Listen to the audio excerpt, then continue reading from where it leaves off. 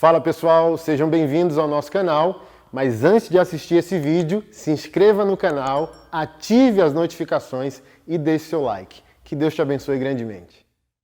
Evangelho de São Mateus, capítulo 5, verso 1.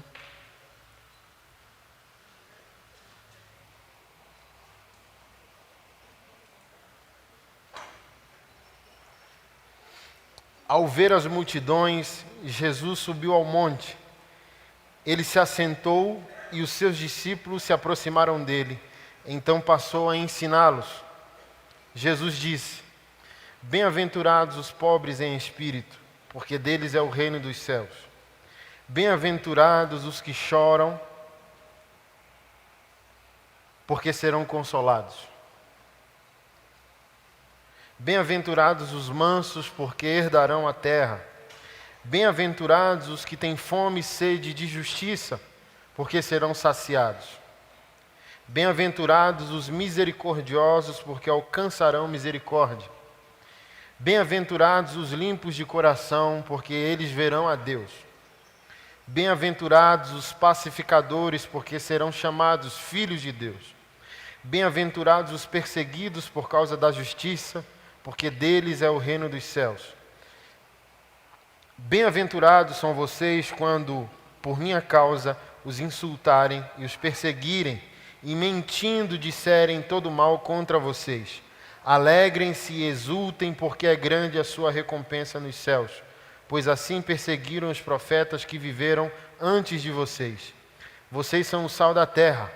Ora, se o sal vier a perder o sabor, como lhe restaurar o sabor?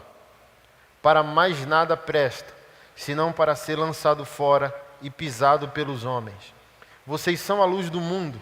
Não se pode esconder uma cidade situada no alto de um monte, nem se acende uma lâmpada para colocá-la debaixo de um cesto, mas no lugar adequado onde ilumina bem todos os que estão na casa.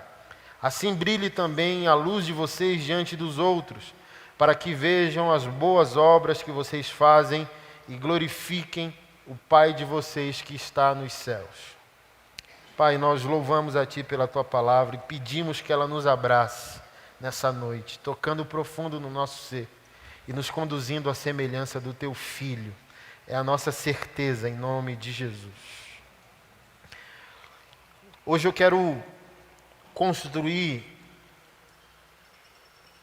a sua visão dentro de um panorama, dentro de um paralelo onde de um lado está uma espiritualidade de fuga, uma santidade fugitiva, e a maioria de nós como cristãos foi discipulado nessa santidade fugitiva, uma espiritualidade de fuga, uma santidade que se ausenta da problemática da vida.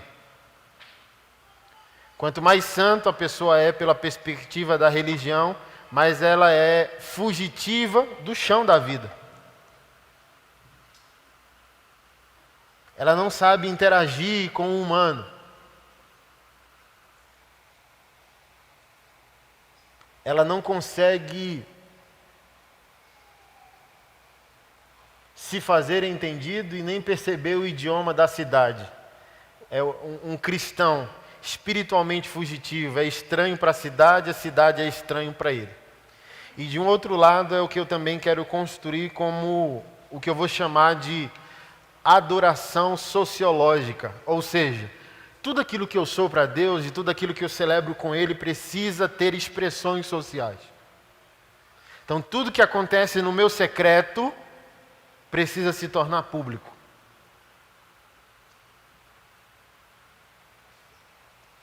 E o Sermão do Monte é o texto mais magnífico quando se fala da natureza do cristão, do crente, que vive o reino de Deus.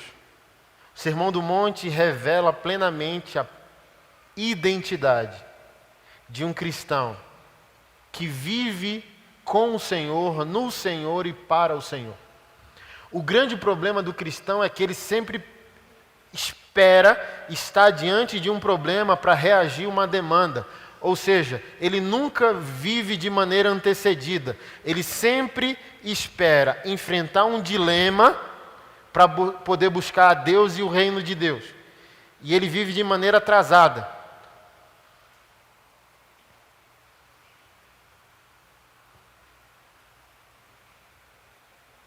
E um cristão que sempre reage a uma demanda, a um problema, ainda está longe de entender o que deveria ser um cidadão do reino de Deus.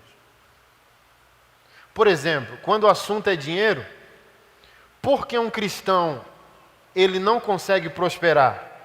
Porque ele sempre espera interagir diante de uma demanda para ver se ele decide obedecer ou não. Uma semente que você lançou no solo de uma demanda nunca vai prosperar. Guarda isso para você. Toda semente que você lançou para resolver um problema não vai frutificar. Ah, meu Deus, é a igreja construindo na África. Não sei se você ofertou, mas se você ofertou porque a igreja está sendo construída na África, o reino não vai responder você. Não, por que você deu dinheiro para aquela pessoa? Porque ela está passando fome. Toda semente que você der para interagir com a demanda existente, não vai surtir efeito. Por isso que o irmão disse que era dizimista fiel, mas se ele tivesse fruto de ser dizimista fiel, ele já era um adorador, ou seja, ele não tinha nem essa linguagem inadequada. Porque haveria uma resposta do reino, e essa resposta do reino transformaria ele.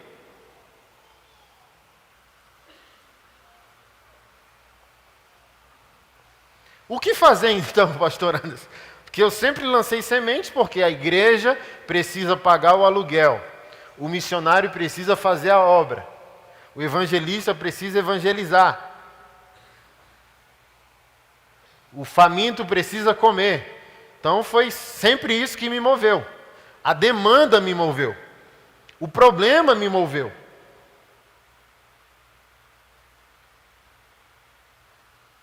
Você quer de fato entender? Sim ou não? Não que não haja uma interação com a demanda e com o problema, mas quando o problema surge, você como um cidadão do reino reconhece que aquela situação é uma situação extremamente adequada para você revelar quem se tornou.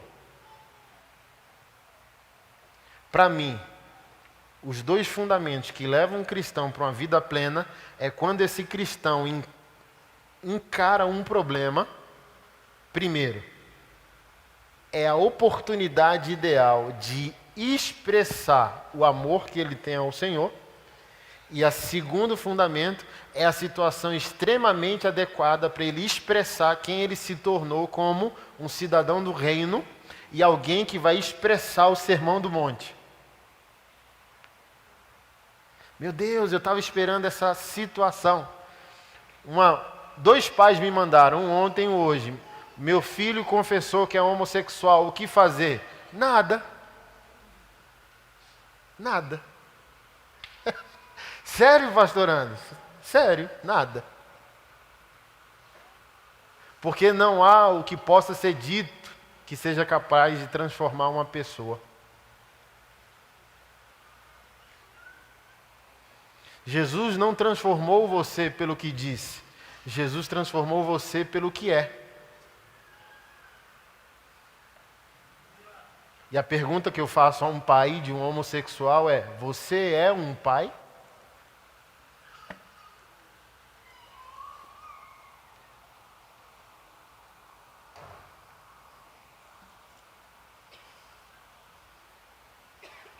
Sou um pai. Então esqueça que o seu filho é homossexual, por gentileza.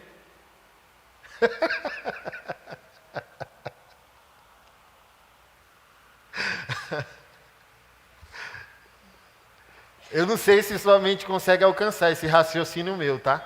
Mas para mim ele é muito claro diante da minha relação com Deus. Eu te peço perdão se eu não estou conseguindo expressar o que você quer que eu diga.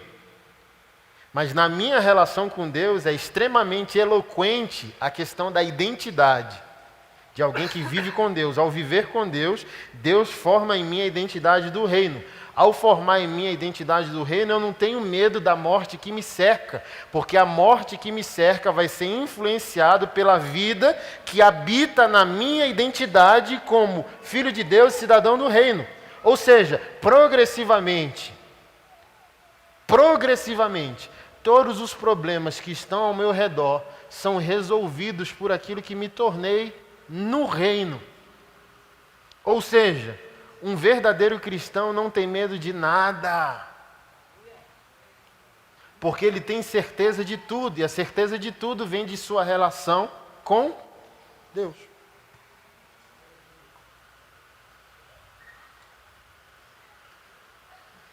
Mas a religião nos ensinou uma paixão pelo enigma. O que fazer? É como assim, a gente quer uma varinha mágica assim, ó.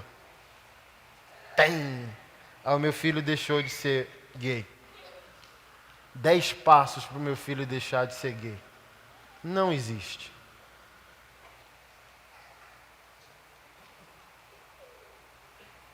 Cristãos amam fórmulas. Mas um problema é a melhor oportunidade de você manifestar quem você é. Quem você é. Olha que transformador. A gente foi, eu não sei se vocês viram minha postagem, se vocês perceberam. A pessoa que nós tivemos uma reunião ali na secretaria é uma trans. E é de religião de matriz africana. Tem a foto lá, diz, eu não vou muito com a cara de pastor, mas parece que esse aí é diferente. Então já vou dizendo, a minha foto ali, sou, sei lá, do candomblé. E eu dentro de mim? E eu com isso? E eu com isso?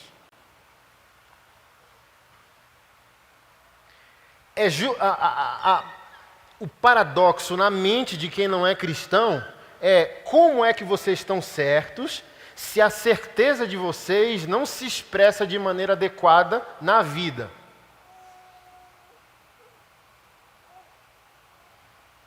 Como é que vocês afirmam estar certos em adoração a Deus, mas essa adoração a Deus não ganha expressões sociais adequadas?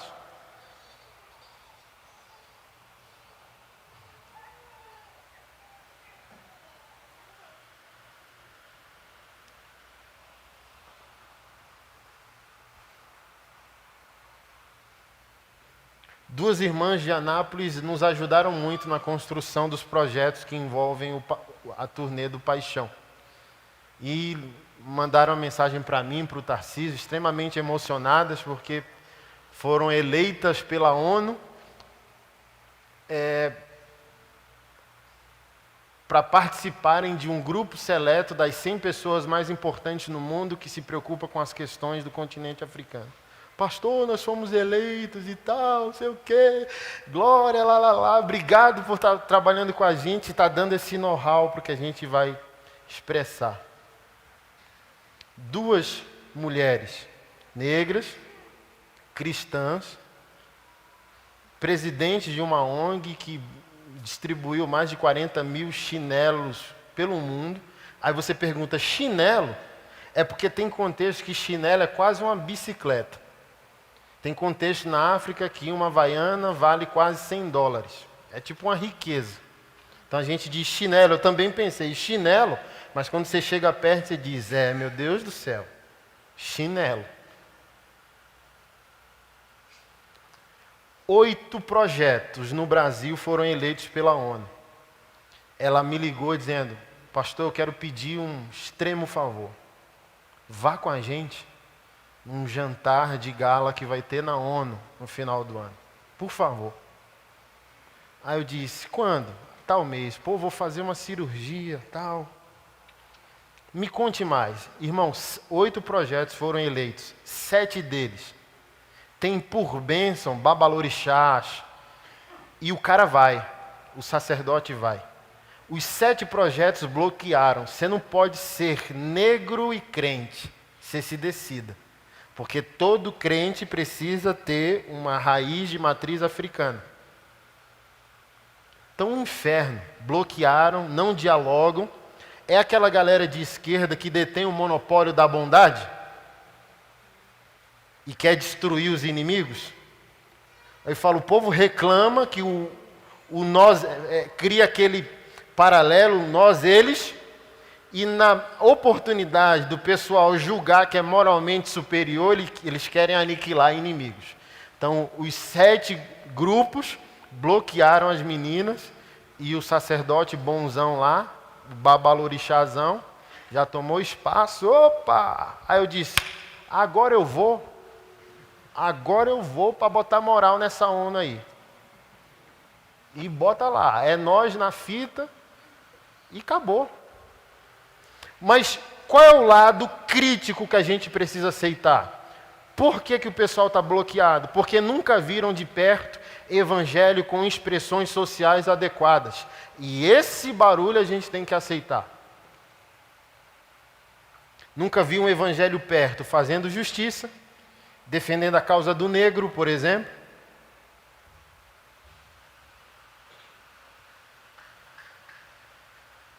Engajado com as vulnerabilidades sociais das mais variadas. Nesse aspecto, eu não abro mão da reflexão crítica, não. Nós merecemos esse bloqueio. Mas eu falei, eu vou. Rapaz, nem que eu vou assim com os pontos abertos da cirurgia. Vou. Eu vou.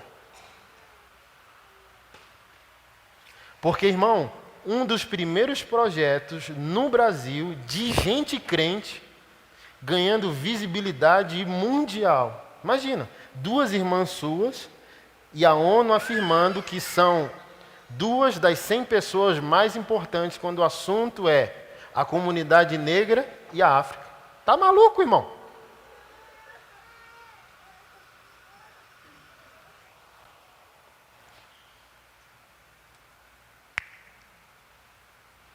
Mas eu preguei há uns domingos atrás aqui. É porque a igreja aprendeu muito na estética punir o erro sem expressar o acerto. Ela diz o que está errado, mas não expressa o que está certo.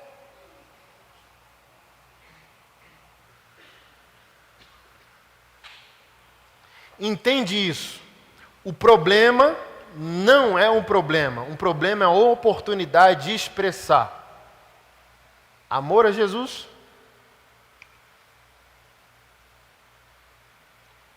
e o seu caráter transformado com os valores do reino e com a ética do Sermão do Monte.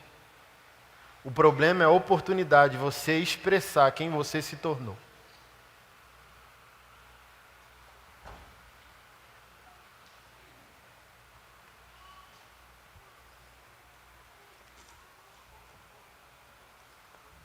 Porque dentro de mim eu disse, eu não vou lá para comprar briga, a briga já existe. Eu vou lá para expressar a personalidade do reino. Eu não vou lá para dizer quem está certo, quem está errado. Eu vou lá para sorrir e dizer, e aí? Porque nem conversar eles querem. Nem dizer bom dia eles querem.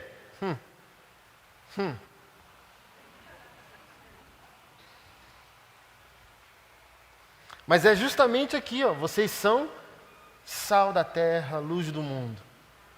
Então a religião ensinou você a fugir.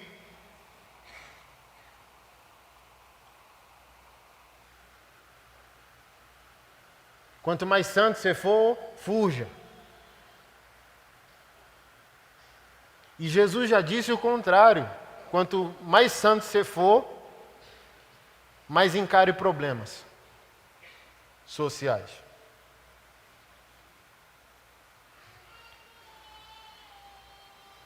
Por isso que eu sempre digo, irmão, família, trânsito e dinheiro são as 3 realidades que irão provar se um crente nasceu de novo. O uso do dinheiro revelará suas prioridades. O tempo que você leva para se arrepender da vontade de matar alguém no trânsito. E o que seus parentes falam de você na sua ausência. 3 maneiras de averiguar se um crente nasceu de novo e se ele vive na ética do Sermão do Monte. Porque isso aqui, irmão, não é um código moral. O Evangelho, teologicamente, ele possui fundamentos morais, ok? O Evangelho de Deus é moral, sim. Mas a moralidade sem adoração é o próprio diabo, disfarçado de anjo. Que é o que mais existem no nosso meio, infelizmente, é moralidade sem adoração. E moralidade sem adoração é o diabo travestido de anjo de luz, afirmando o que é certo, sem expressar de maneira adequada essa certeza. Então o demônio reconhece que Deus está certo, mas ele não vive uma vida piedosa, uma vida de amor. Deus quer que a gente defenda a verdade e bata de frente com a mentira, mas Deus também quer que a gente viva a verdade.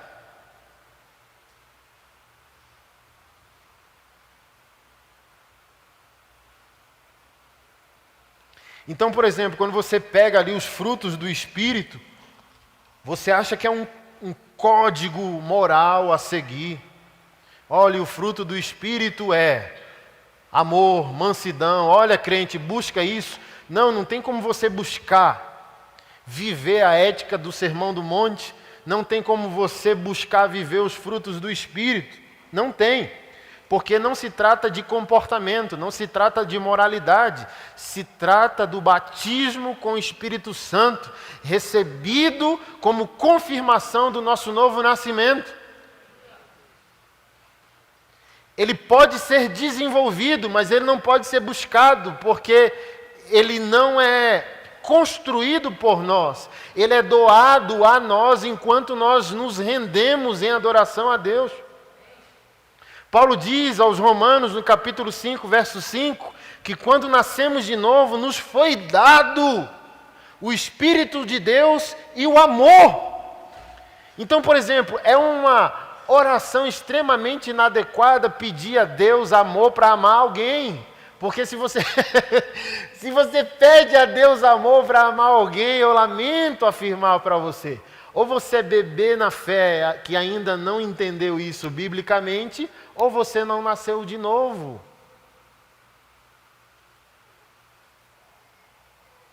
Porque não há treinamento no amor. O amor está, o amor se recebe, o amor é uma pessoa.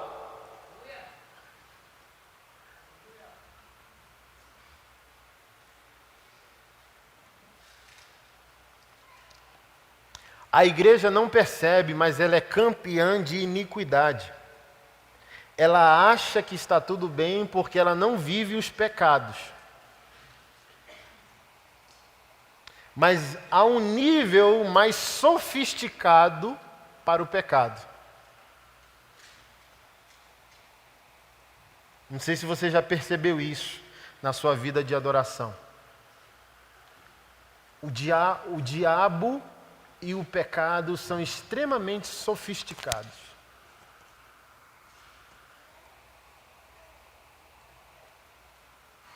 O pecado se reinventa. Ele se refaz. Então, é igual o chip, né? A marca da besta é o chip. Ah, irmão. Oxalá, como disse Paulo, queira Deus, né? Queira Deus que fosse um chip.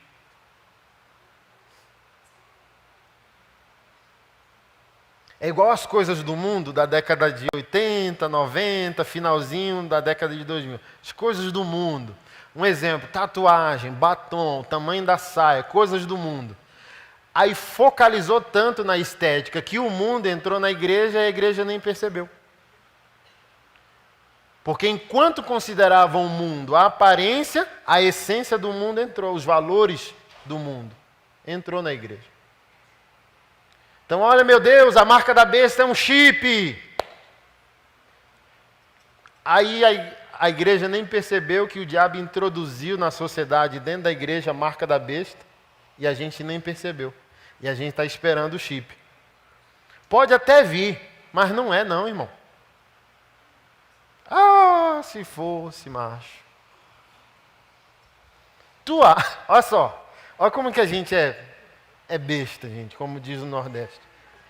A marca da besta é um chip. O diabo sabe que a igreja descobriu. Entendeu? Você entendeu a ironia? Aí o diabo não faz nada. Oh, meu Deus, aí vem as pregações. A marca da besta é um chip. Ô, irmão, o diabo é sofisticado, irmão. Ele faz um barulho, porque crente gosta de barulho. Eu fiz uma foto hoje, que eu tô lendo um livro de Freud, aí tirei a foto com o livro tapando o olho meu. Aí tem lá, pastor, o que é esse livro com o olho de fora? Ai, meu Deus.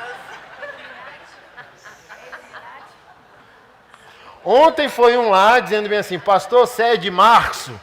Aí eu ironicamente respondi, não, eu sou de janeiro. Mas o que o irmão queria dizer? Você é maçom, pastor?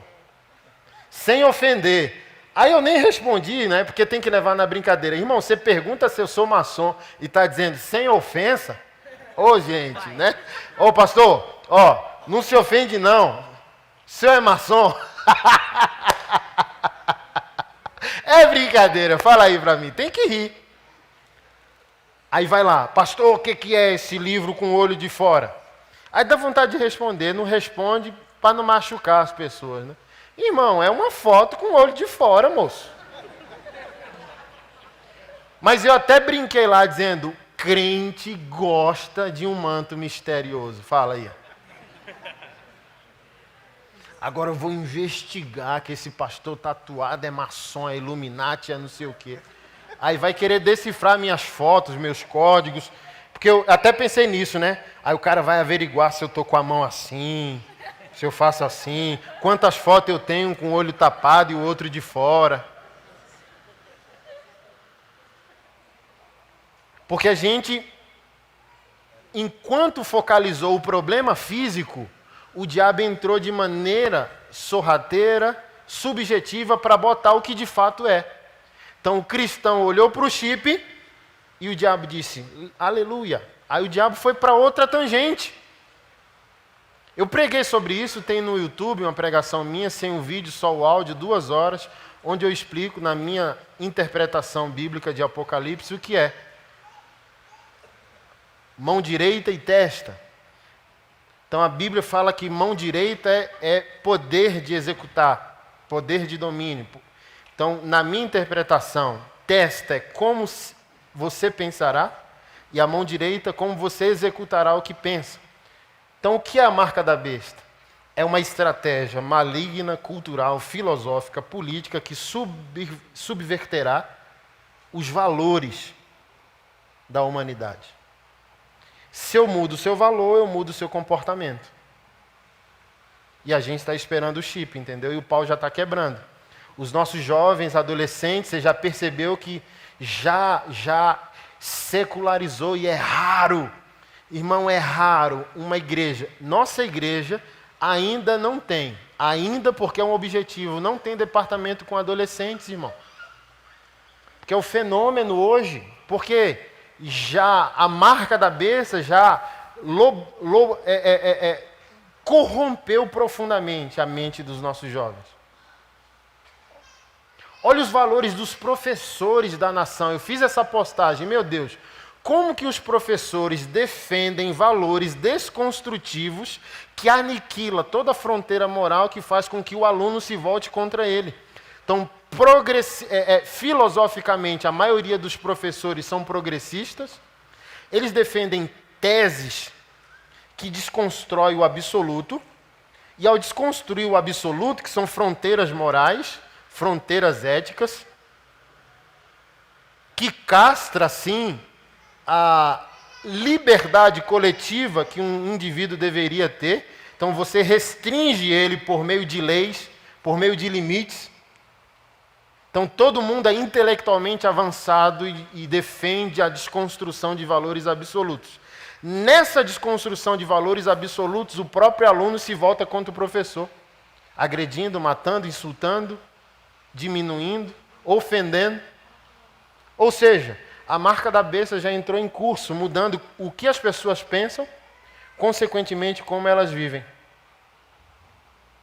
E a gente está esperando o chip.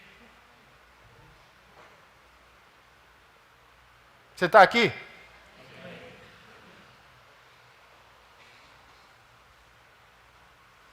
Eu quero um cafezinho.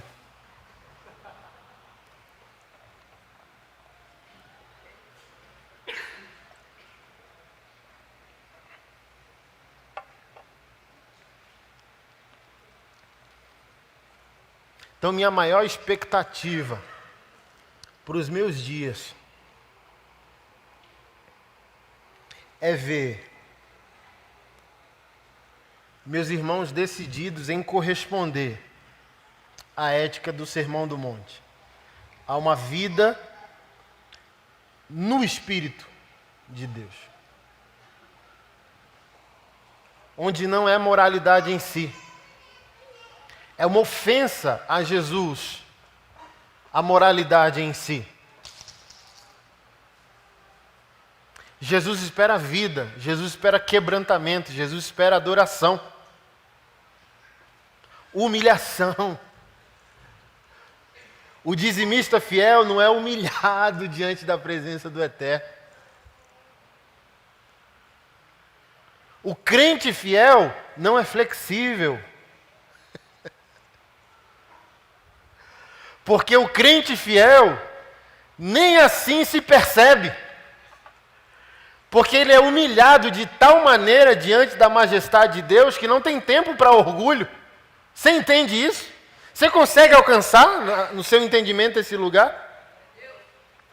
Há uma humilhação tamanha diante da majestade de Jesus, diante do poder magnífico das Santas Escrituras,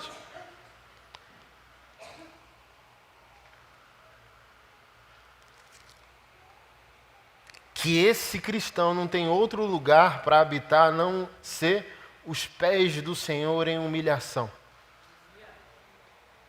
Grato sempre a Deus, porque entende que tudo que tem, tudo que é, e o que foi permitido a ele viver, foi dom de Deus dado por graça do Senhor. Não há mérito. Não é uma busca, não é uma construção, não é um lego que eu vou montando, amor, mansidão, domínio próprio, justiça. Não, é Deus, é uma infusão do Espírito de Deus a nós, dado a nós enquanto nós nos humilhávamos diante da presença majestosa e magnífica do nosso Senhor. Moralidade sem adoração é um abraço maligno do diabo, dando uma falsa sensação de segurança a nós.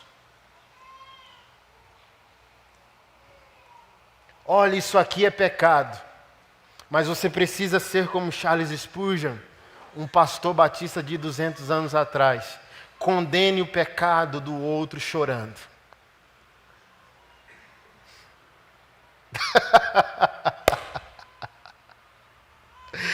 E o homem fiel não é capaz de fazer isso, só o adorador. Eu preguei para você, alguns domingos, não há homens fiéis, só há adoradores.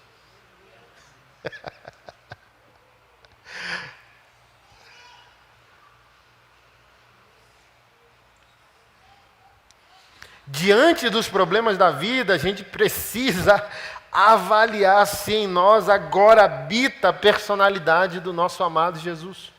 Os problemas da vida. Por isso que eu amo o problema. Problemas são reveladores da nossa espiritualidade, balizadores da nossa vida com Deus.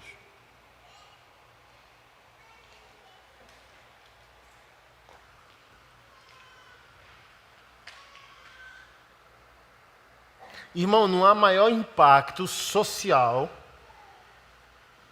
que alguém que reconhece, que vive naquilo que um cristão afirma ser pecado, e essa pessoa que está vivendo dentro da situação que um cristão chama de pecado, essa pessoa que está em pecado não sendo abandonada pelo cristão. Não há impacto maior que uma pessoa ter plena consciência que você considera que aquela situação na vida dela é um pecado, mas você está do lado dela sorrindo como se ela não estivesse. É por isso que eu digo aos pais, não se desespere. Não, mas meu filho, meu irmão, testemunho doméstico é igual anzol na boca do peixe. Ó. Irmão, é o seguinte, é o que eu sempre digo, ei, Jesus não voltou. Se Jesus não voltou, a última página ainda não foi escrita. Coisas podem acontecer até depois da sua morte.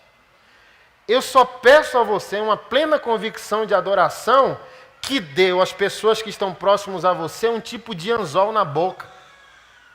E elas decidem viver o que quer, então o pescador deu linha para o peixe. O filho foi embora.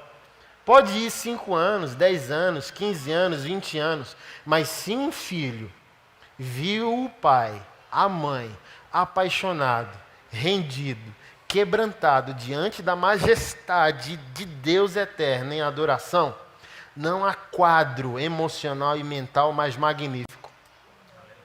Às vezes a fuga para viver em pecado é um constrangimento da vida em santidade que você decidiu. Ou seja, eu preciso me afastar para poder pecar em paz. Mas há uma reverência pelo que foi visto. Você entende o que eu estou dizendo? Meu Deus, eu já vi meu pai chorar. Eu já vi minha mãe de madrugada orando. É um anzol na boca do peixe. Aí você acha, meu Deus, você tenta dar a linha, mas a linha está folgada dizendo, cadê o peixe? Fisguei ou não? Quem aqui já pescou e teve essa sensação? Meu Deus, a linha está frouxa.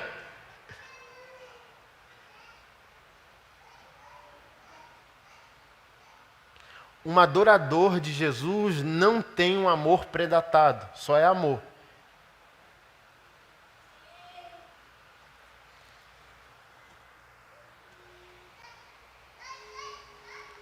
Quantas pessoas, irmão?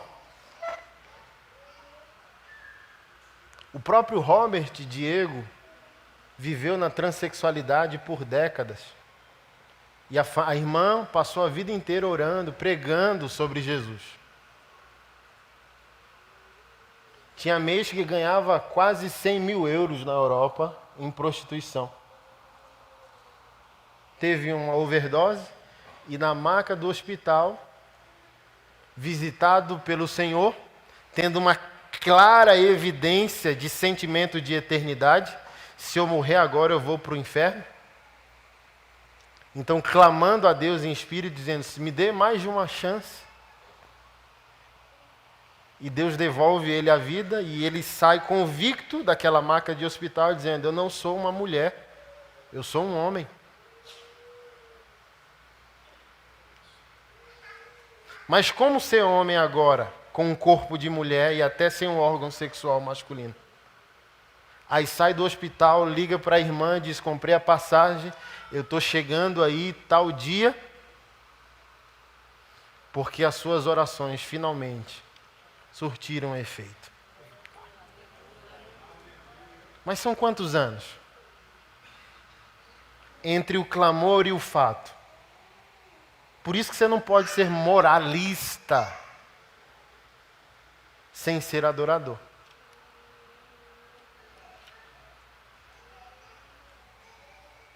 Um cristão é tipo de um híbrido, ele dá o que a situação pede, entendeu? Você é flex. Se você não for flex, você não é adorador. Adorador é flex. Então, quem é um adorador? Um estilo de vida na ética do Sermão do Monte. Tranquilo. Se for para pegar a espada, pega. Se for para abraçar, abraça. Se for para dizer eu te amo, diz. Se for para afastar do abraço. Entendeu? Flex. Ele dá o que a situação pede. Se é para bater de frente, eu tenho coragem para bater de frente. Mas se é para amar, eu amo sem amor a minha reputação. Você quer um exemplo? O seu filho é gay. Cale-se, é meu filho. Ponto. Flex, entendeu? Se você tem vergonha do seu filho, você nunca vai chamar ele para a cruz de Cristo. Por isso que eu respondo ao pai, é seu filho. Acabou. No nosso encontro de homens, um pastor me chamou porque ficou 2 horas agredindo o filho fisicamente, porque o filho falou da sua homossexualidade. Então o cara chorando, dizendo, o que eu faço? Eu falei, meu irmão, é um desafio monstruoso que você tem. Porque agora como que você prova amor para uma pessoa que você agrediu por 2 horas?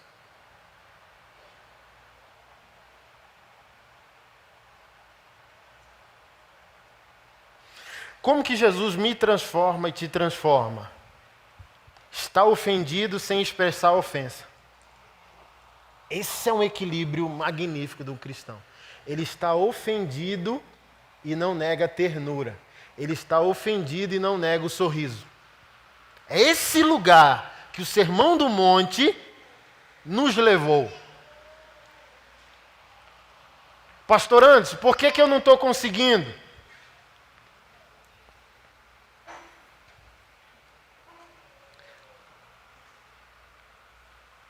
Porque você está se humilhando pouco. Eu quero afirmar para você que não é uma questão de busca. Não busque isso. Já está em você. E como viver? Se humilhar diante de Deus em adoração.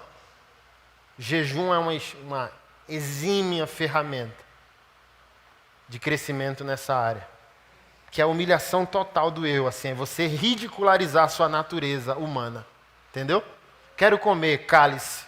Quero comer, cálice. Eu quero, cálice. Jesus governa. É isso que o jejum é. Cálice. Cálice. E é como eu sempre digo, jejuou 5 horas. Quando está chegando perto de 5, a sua natureza já começa a conjecturar com você, negociar com você, onde vai ser a entrega do jejum. Na churrascaria, no japonês, entendeu? Tipo, vou no girafas, 3 duplos, não sei o que lá. Então, enquanto a sua natureza falar com você, ela ainda é grande, ela ainda é eficiente. Então, a melhor maneira de parar um jejum é parar quando você, como um cidadão do reino, quiser parar, e não quando o seu corpo te obrigar a parar. Não, eu quero parar, e eu vou parar daqui a tantas horas.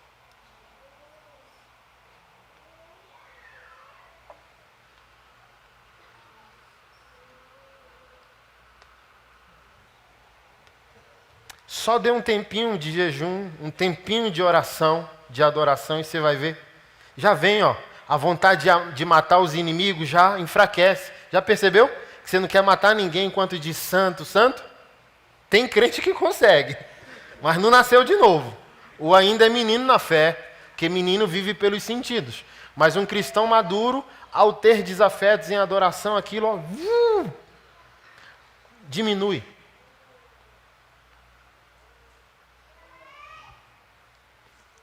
Seu amor... Cadê o café, macho?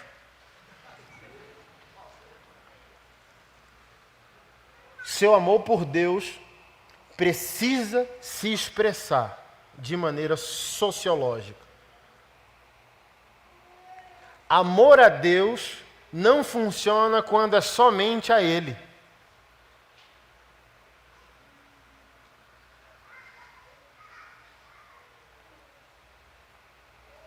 Eu estou sem relógio, viu, gente? Se deixar, vai até 5. Que horas aí?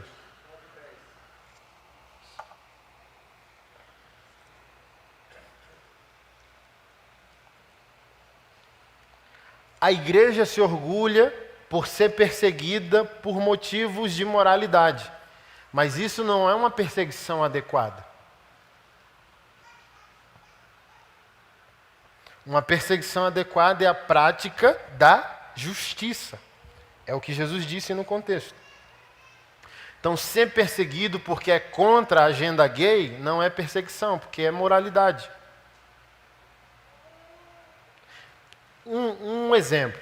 Eu também sou contra, tá, gente? Por gentileza. Não constrói, não deixa a tua mente fugir, entendeu? Mas tem amor sobrando aqui dentro. Mas é pecado, ok? Quando você diz é pecado, você está preocupado com quem?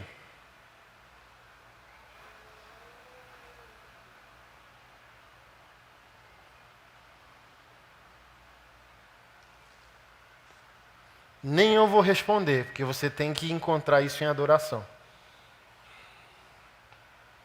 Quando você condena algo como um pecado, com quem você está preocupado?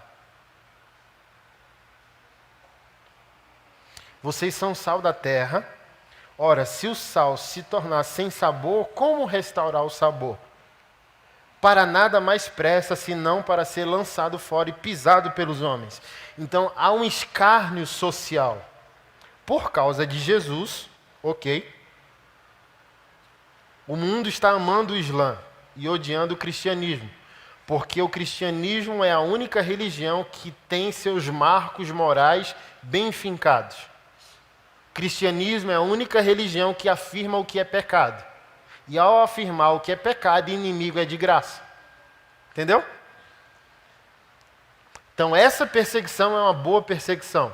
A pergunta é, que perseguição está vindo sobre nós? Se é uma de inutilidade, somos tão inúteis que somos perseguidos, ou somos tão adoradores que somos perseguidos. Eu sempre gosto do exemplo de Madre Teresa, uma santa de Deus que pisou aqui nessa terra.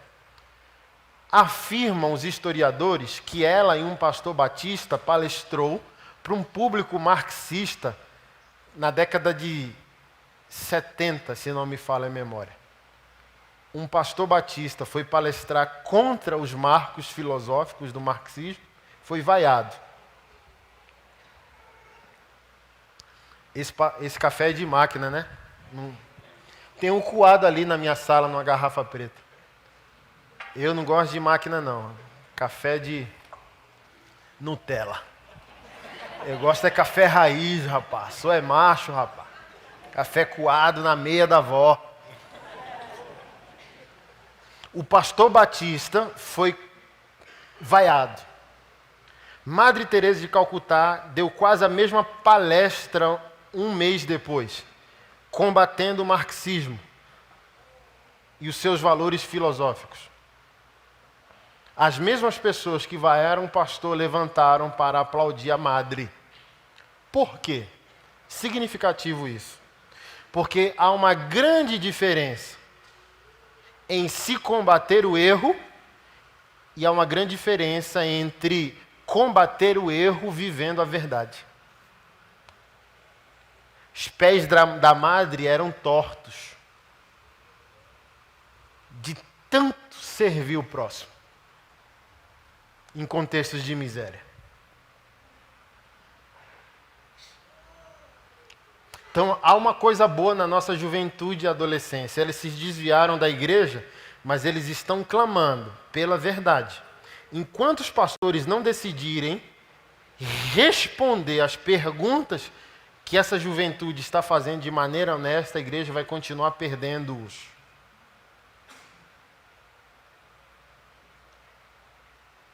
Porque a primeira pergunta é: como pode haver espiritualidade sem prática da justiça? É a primeira pergunta de um jovem pós-moderno. Como que vocês podem estar certos?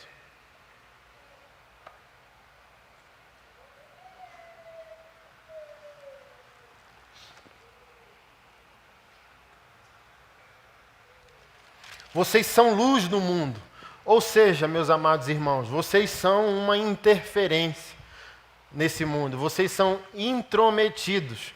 Um cristão não intrometido não é um cristão de verdade. Se você é luz, luz se intromete. Se você é sal, sal se intromete. Olha só, se o sal não se intrometesse, você não comeria. Porque é o sal que vai trazer o paladar à comida, e o sal não pediu licença, o sal interferiu. Jogou uma pitada de sal dentro da panela, o sal interferiu em todo o sabor dos elementos que estavam dentro daquela panela. Sim ou não? E não pediu licença. Só expressou seus atributos. A luz também não pediu licença. Então, crente é intrometido. Um crente precisa interferir nas questões desse mundo. Mas o crente quer ser sal no saleiro. Já viu sal no saleiro? Fica petrificado.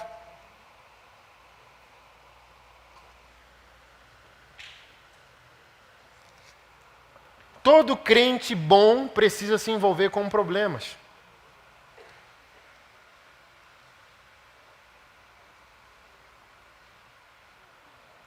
Eu vindo dirigindo o carro, e a Keila falou, compra uma passagem. Eu falei, tá maluco? 16 horas do Rio para Brasília, sozinho, eu e o meu Deus dentro do carro? Tá maluco, Keila? Pega o avião e vai embora e me deixa ser feliz. Irmão, foi um manto de Jeová. Irmão, eu fui visitado pelo Espírito e eu olhei em língua estranha, assim, ó, num nível. Meu irmão, eu acho que aquele carro estava voando e eu nem percebi. Meu irmão, que línguas estranhas, sinistras que eu orei naquele carro, assim, ó. Tipo árabe, irmão. Eu só tive consciência de algo assim. Parecia que eu estava exaltando o Deus no muçulmano como Deus soberano, mas por Alá. É do tipo assim, eu tive nitidamente que era a construção dentro de mim de uma realidade interior, que eu vou ter que lidar com um contexto muçulmano, que eu me interesso muito. E nas minhas orações em línguas estranhas era repetido muito o nome de Alá, porque não tem nenhum problema Alá como Deus soberano. O problema é o filho. Alá não tem filho. Né? E eu, meu Deus, e para piorar, irmão, me permite isso, não é como vaidade não. É justamente para dizer que você é sal e luz. Irmão, quando eu fiz uma curva, que eu meti luz alta, o Senhor me deu o privilégio magnífico de perceber um anjo comigo. Tinha um banco traseiro, e quando eu dei a luz alta, que eu olhei pelo retrovisor, tinha um anjo vindo junto comigo, irmão, do lado do carro, irmão. Irmão, eu quase virei o carro, irmão. Meu Deus, meu Senhor, irmão, aí, bum! E eu fiquei 1 hora tomado pelo Espírito de Deus naquele carro. Meu Deus do céu. E Deus já trouxe o nome de uma celebridade famosa, dizendo, procure, se intrometa, diga que eu vou rebentar com a vida, diga que eu vou aparecer, diga. Aí procurei a pessoa. Tudo aquilo que você recebe de Deus é para interferir aqui nessa terra. Sal não pede licença, luz não pede licença.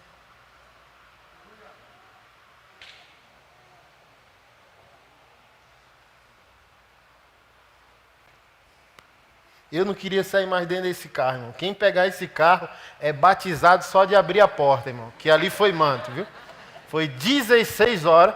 Aqui ela falou, cadê você? Aí eu falei, você mandou ir com segurança? Irmão, era 16 horas, eu demorei 22. Só no manto lá dentro. Irmão. Eu falei, eu quero chegar em Brasília, nada, ó. Acho que eu orei, irmão, em italiano, japonês, árabe. As línguas mais estranhas desse universo. E você percebe imediatamente aquele batismo assim de consciência. Oh meu Deus, obrigado, porque eu percebo em mim um fluir de uma nova personalidade, a personalidade do reino. Bem-aventurados os pobres de espírito, ou seja, por você estar extremamente humilhado na presença do Senhor, você sempre está disponível para aquilo que é um assunto do interesse dele. E você sempre recebe com mansidão a boa nova. Porque do pobre de espírito dele é o reino. Bem-aventurados os que choram. Se um cristão perdeu as lágrimas, ele perdeu o seu Cristo. Um cristão que não chora não tem Deus, irmão. Pastor Ferrou, eu não choro. Mas não precisa chorar, é o quebrantamento, é a reverência. Você entende isso? Você pode chorar sem estar chorando. É aquele toque do eterno que você... É porque eu sou exagerado, irmão. Eu choro antes da visita. E quando a visita vem, eu... Imagina, irmão. Deus vem me visitar e vem com anjos. Tá doido, irmão?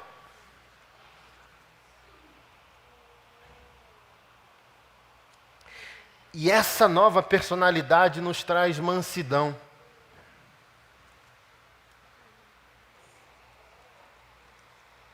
Eu fiquei tão aleluiado que passei o dia ontem com as crianças. Aí um cara fez uma barbeiragem, quase bate no carro.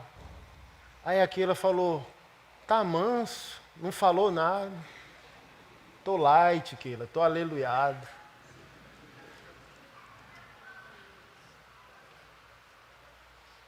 Você está vendo que não é um esforço, é uma manifestação? Não é, quando é um esforço é de fora para dentro, quando é sua natureza é de dentro para fora. Ninguém precisa te ensinar, sua adoração deu para você.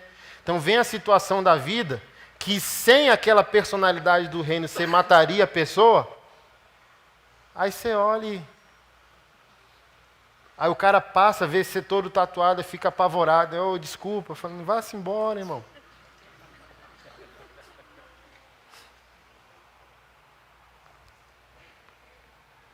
Bem-aventurados os que têm fome e sede de justiça. Deixa eu falar algo para você. Justiça é um atributo da sua nova natureza. Assim como você é contra um monte de coisa, você deveria ser em favor da justiça.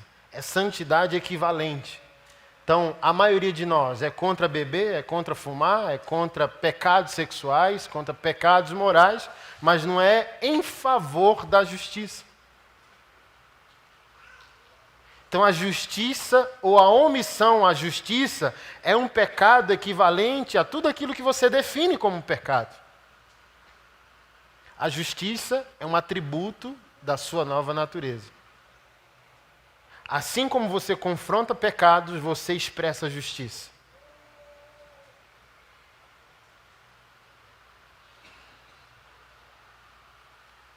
Aquele problema é uma oportunidade de eu expressar que eu hoje sou justo.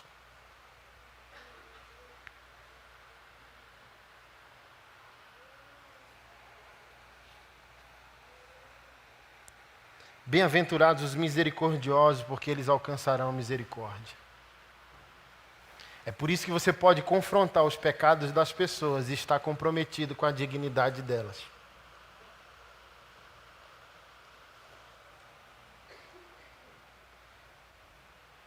Eu encontrei um grupo de empresários importantes no Brasil, que dentro dessas empresas eles vão abrir cotas para o público da comunidade LGBT. Você, pastor, pode nos ajudar? Sim. Olha que interessante. Aí o cara me vê em fé, afirmando que a prática da homossexualidade é pecado, mas o cara me vê socialmente comprometido com a dignidade do indivíduo. Porque eu prefiro um homossexual sem HIV, sem prostituição, vivendo de maneira digna, do que sendo destruído na prática da prostituição. Você está aqui? Então não fere nossos valores de fé. Não sei se você entende dessa maneira.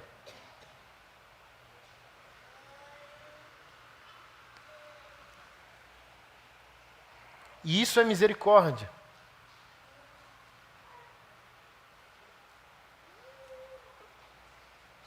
É um tipo de pastoral social. O povo de Deus condena o pecado, mas o povo de Deus está comprometido com a vida das pessoas. Isso é interessante. Isso é raro de se ver. Isso é transformador.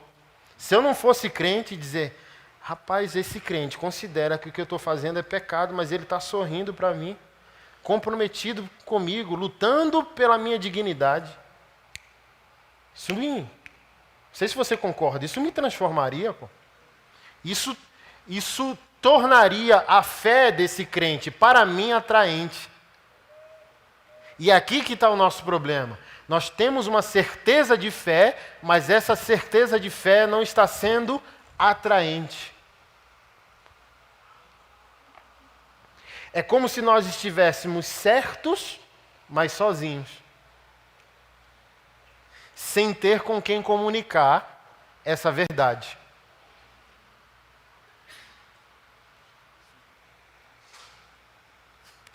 E o que eu mais amo é bem-aventurados os puros de coração.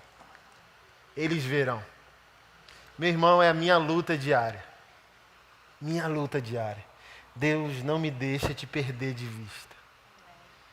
Por isso que eu me quebranto fácil, porque enquanto eu conseguir reverenciar o solo sagrado daquilo que é interessante para o Senhor, eu consigo me validar como um cidadão do reino. O assunto que é importante para o meu Deus quebranta meu coração. E isso é por causa de uma decisão de pureza. E a minha pureza me dá uma visão correta sobre Ele. Ele se expressa a mim, Ele me visita, Ele se revela a mim, Ele toca o meu coração, Ele interfere nas minhas escolhas.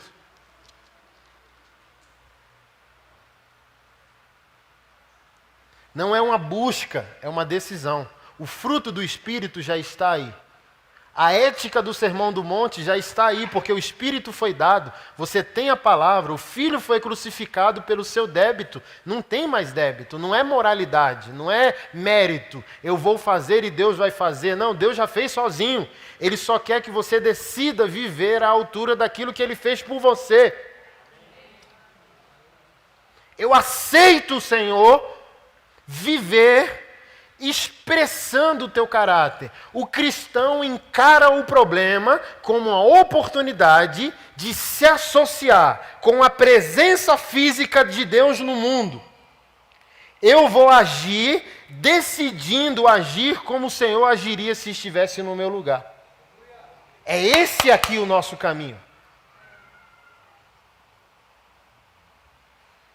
O que Jesus faria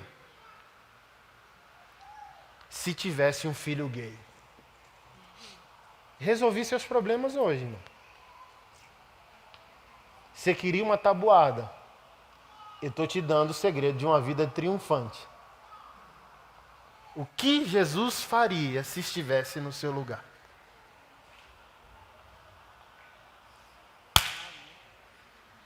Simples. Aí agora vai ficar evidente se você é um adorador ou um religioso.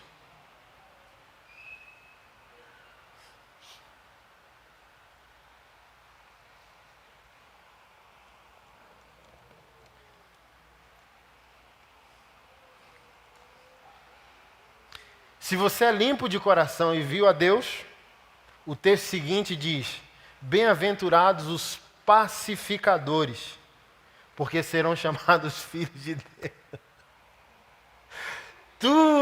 Toda graça e todo dom recebido de Deus é para usar você para pacificar quem está em guerra.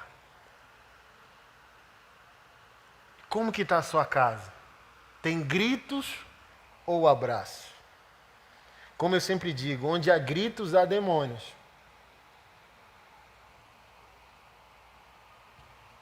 Deus me acordou ontem, antes de ontem. Eu olhei, estava meio claro, é porque a lua estava cabulosona, parecia já 5 da manhã. Eu falei, ô Senhor, e Ele não deixou dormir cutucando, levanta, levanta. Ai, até arrepio, irmão, levantei. Aí fui para a minha cozinha para não fazer barulho e fiquei lá, uma oração marromeno, vai para lá, volta para cá, vai para lá.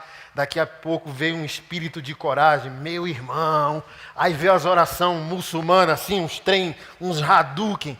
Irmão, vi uma nitidez tão sinistra da presença de anjos e demônios. Aí Deus disse, irmão, eram umas orações assim, que eu nunca fiz na vida. Parecia aquele cara do Big Brother. Esse é irmão desse! Porque Deus me deu a clareza que eu estava circuncidado de demônios, mas eles não podiam entrar na geografia do lote que eu moro.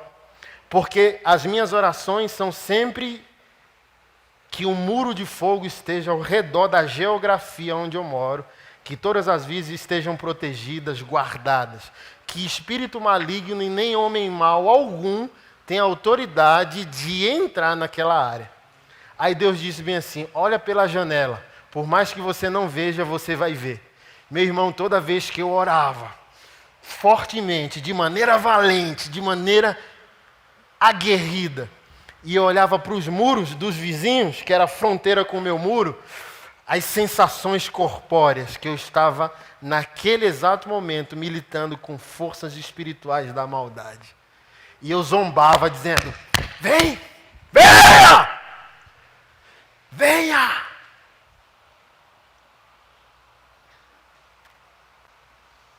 Deixa eu falar algo para você. Se você é puro de coração, o diabo tem medo de você. Ele não tem medo da sua teologia. Ele não tem medo da sua sabedoria. Ele tem medo da sua pureza. Porque a pureza que você tem te dá uma visão de quem Deus é. Então ele não ama o valente. Ele ama o manso, que só é valente pela interferência do Espírito de Deus. É uma mansidão natural e uma valentia sobrenatural quando a visitação do Espírito de Deus vem.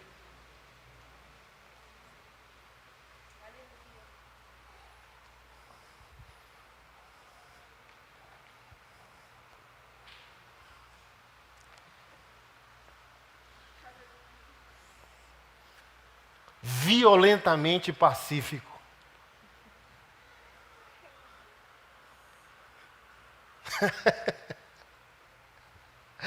Eita madrugada boa, irmão do céu.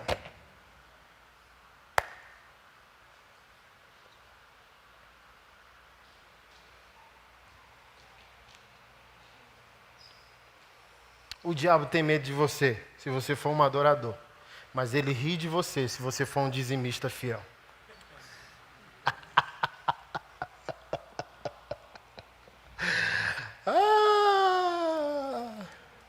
Imagina o seu filho acordar às 3 da manhã e te ver com Deus. Já era, irmão. Ele pode desviar, mas ele não está desviado. Ele viu a fotografia certa. Ele só precisa de uma ruptura. E a ruptura vai ser uma visitação de Deus ou um problema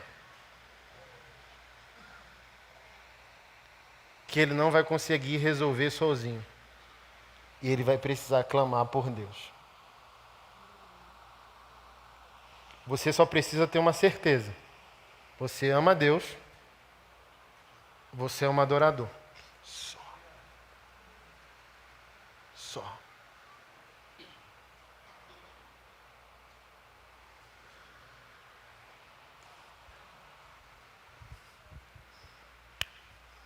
Você está aqui?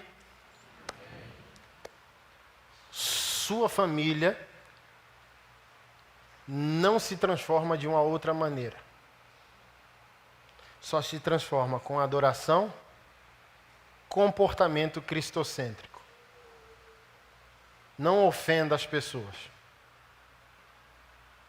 Ame Jesus, põe a mesa da misericórdia. Ofendido e sorrindo. E a mesa posta.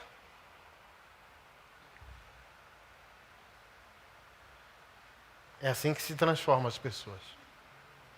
Graça, favor imerecido.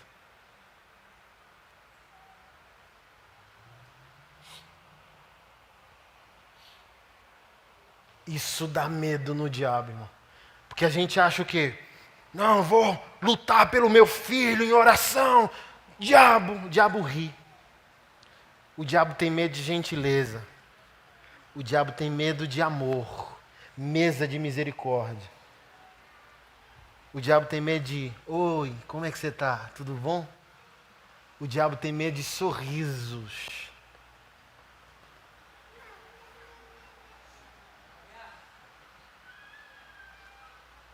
Ele não tem medo de quanto você ora.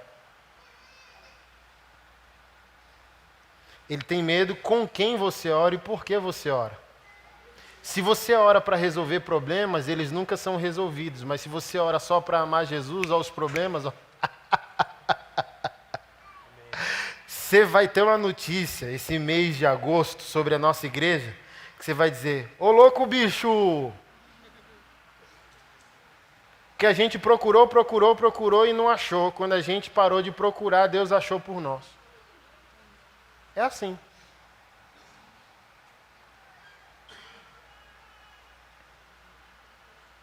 O diabo tem medo da sua pureza de coração. Deixe claro para as pessoas que você as ama. Deixe claro para as pessoas que você está comprometido com elas. Por exemplo, esse filho que você quer transformar, qual a última vez que ele ouviu, eu te amo? Qual a última vez que você o abraçou? Você não tem poder para transformar a vida de uma pessoa que você não expressa amor.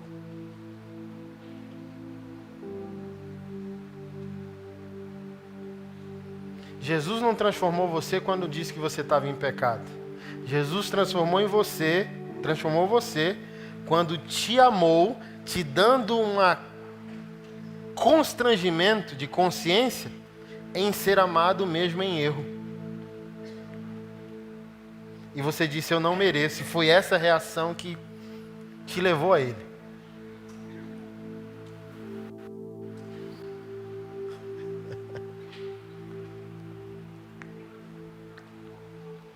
Então não tem uma espiritualidade fugitiva.